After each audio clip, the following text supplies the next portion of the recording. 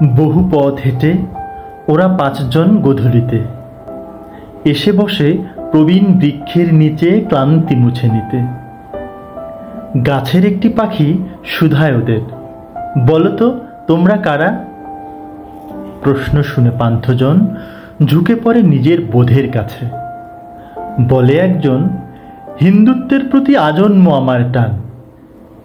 দ্বিতীয় জনের কণ্ঠ বাঁশির মতন বাজে, আমি বৌদ্ধ হীনযান।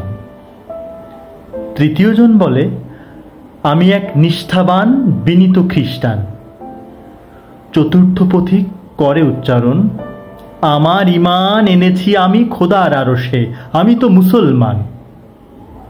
পঞ্চম পথিক খুব কৌতূহল বসে, কুড়িয়ে পতঙ্গ এক, বলে স্মিত স্বরে, আমি মানব সন্তান।